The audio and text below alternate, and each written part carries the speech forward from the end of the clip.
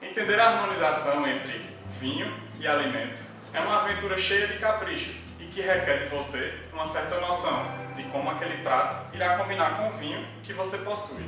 Tudo que comemos tem o poder de transformar a forma como sentimos o vinho na boca. Assim como o próprio vinho tem o poder de mudar o gosto e a percepção da comida no momento em que ela entra em contato com as nossas papilas gustativas. Então não há forma melhor de explicar como funciona essa interação entre o vinho e a comida, senão pelo uso de alguns ingredientes que separamos que representam a nossa percepção de sabor nos alimentos. O primeiro deles é o limão, que vai representar o sabor mais ácido. O segundo será o sal, representando o sabor salgado. O terceiro, o mel, representando o doce. Teremos também o apimentado, com a própria pimenta. Para representar a gordura, trouxemos o azeite e, representando o amargo, o chocolate 70%. Junto a esses ingredientes, iremos degustar dois vinhos, um tinto da uva Cabernet Sauvignon, de origem chilena, e um branco da uva Sauvignon Blanc, também de origem chilena. Com esse simples exercício, você será capaz de entender como cada um desses 6 elementos é capaz de mudar a personalidade do vinho. Tudo pronto, estamos com a mesa montada aqui, um vinho tinto, um vinho branco e todos os ingredientes que vamos usar para essa harmonização de hoje.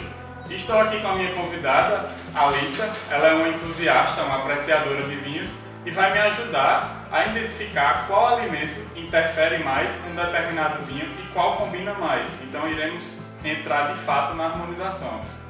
Então, Euclides, a gente vai começar com qual desses? O primeiro ingrediente vai ser o limão. Vamos explorar a parte ácida da harmonização. Então, alguns pratos ácidos levam às vezes o limão por cima, como um peixe temperado com limão, uma salada, e vamos simular então como o limão harmoniza com o branco e o tinto. Vamos fazer isso, Alissa? No final, iremos revelar para vocês qual dos dois vinhos harmonizou melhor com o limão.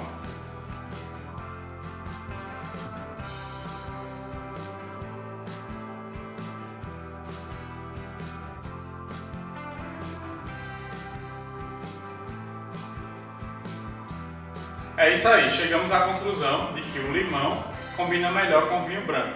Por que isso acontece? Como o vinho branco tem naturalmente uma acidez mais elevada e se torna um vinho mais refrescante, e o limão também é mais ácido, essas duas fontes de acidez, quando entram em contato com as papilas gustativas, elas não conseguem ser lidas em conjunto. Então o nosso cérebro não consegue processar duas fontes de acidez.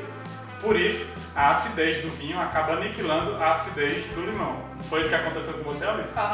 Sempre que você for harmonizar alguma comida que tenha algum ácido, ou seja, algum limão por cima, ou seja temperada com alguma coisa que desperte a acidez na comida, o ideal é que você harmonize com branco. Nesse caso, estamos provando um branco da uva Sauvignon Blanc. Pronto, agora o nosso segundo ingrediente será uma gordura, e a gordura será representada pelo azeite. Então vamos fazer a prova, novamente igual fizemos com o limão, o vinho branco e o vinho tinto para esse ingrediente. Vamos lá, Alissa?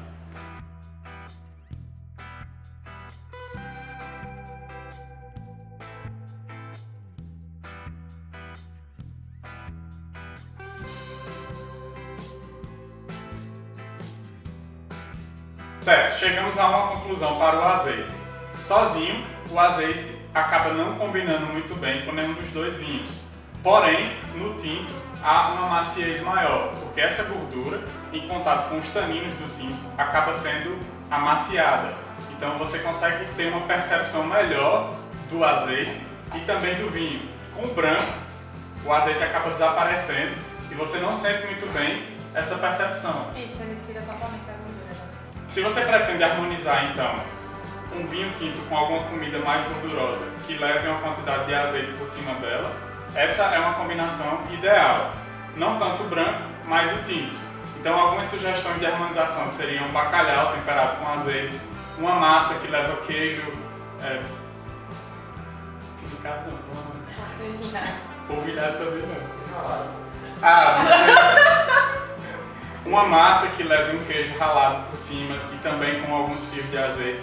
Outra sugestão muito interessante também é utilizar o vinho tinto com algumas conservas que levam azeite ou uma caponata, talvez. Exatamente, uma caponata, algum prato, algum ingrediente regado a muito azeite. Regado a muito azeite, exatamente.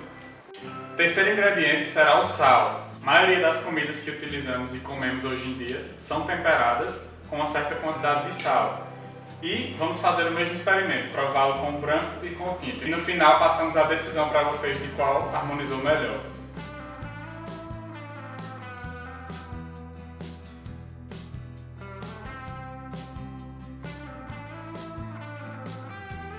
Então, chegamos à conclusão, percebemos que o sal bloqueia a acidez, então o branco acaba sumindo numa harmonização de algum prato que seja bem salgado, no caso esse branco específico.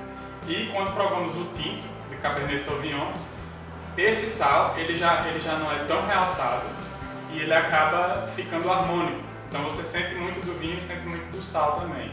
Então algumas sugestões de pratos que harmonizariam com esse Cabernet Sauvignon seriam o churrasco, que é sempre temperado com sal, ou os petiscos, tira-gosto, que vem com muito sal, né? Algumas massas também que são temperadas azeitona, com azeitona, aqueles sais moedores também. Então vai sempre nessa linha de pensamento. Nosso quarto ingrediente será a pimenta, um dos elementos mais complicados também de harmonizar. Como temos aqui na situação um branco e um tinto, veremos com qual dos dois a pimenta irá cair melhor, sendo que ela não combina muito bem com nenhum dos dois. Então faremos esse exercício só para ter uma ideia de como você poderia escolher um vinho no restaurante, por exemplo.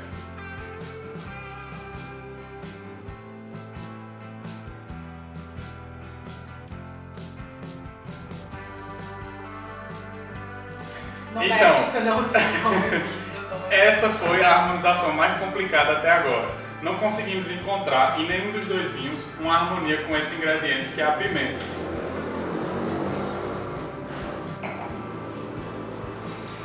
Não conseguimos achar uma harmonização ideal nem para o branco nem para o tinto.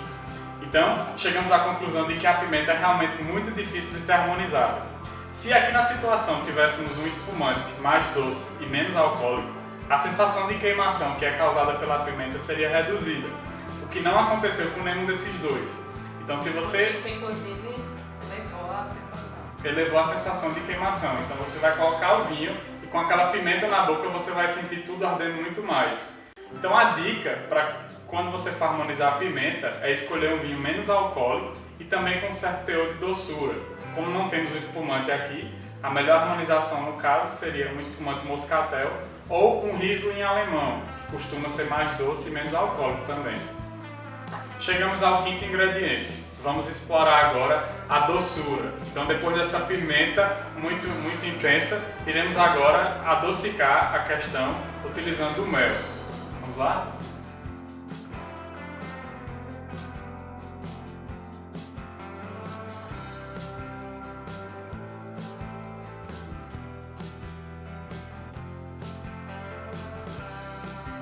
Então, para o mel, chegamos à conclusão de que o melhor vinho seria o branco.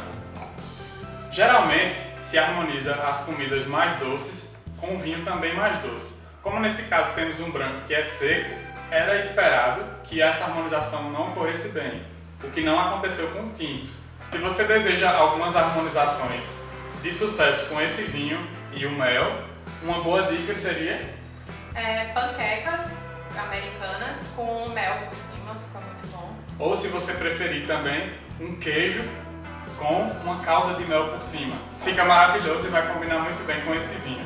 O sexto e último elemento é o chocolate amargo. O amargo é um dos mais difíceis de ser harmonizado, assim como a pimenta. Nesse caso, não se espera que nenhum desses dois vinhos vá harmonizar com chocolate, mas ainda assim faremos esse teste e vamos falar para vocês como se comportou cada um deles.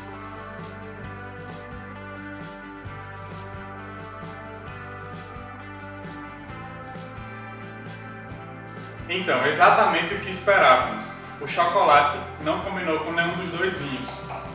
Mas se você é fã e é apreciador de um chocolate amargo, ou aquele meio amargo, ou quem sabe o chocolate ao leite, não importa, chocolate em si. Se você gosta de harmonizar chocolate e vinho, a minha sugestão é que escolham vinho do Porto, porque ele vai ser mais doce. Então, como o nosso paladar não consegue processar duas fontes de doce, ele acaba harmonizando. Talvez um licoroso ou uma colheita tardia? Exatamente. Esses dois vinhos também vão funcionar muito bem harmonizando com o chocolate. Eles têm um alto teor alcoólico e também têm um alto grau de doce. Espero que essas dicas tenham sido úteis para você e que tenha ficado mais fácil entender como o alimento interfere na personalidade do vinho e vice-versa.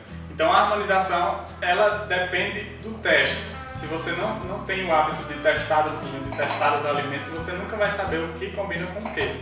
Mas a partir dessas noções, você vai ter uma ideia de quando chegar no restaurante, por exemplo, de pedir o vinho adequado para aquela comida que foi temperada, ou com muito sal, ou com muito ácido, ou mesmo uma sobremesa. E eu fiquei com fome depois de tudo isso. Vamos cozinhar, né? Vamos!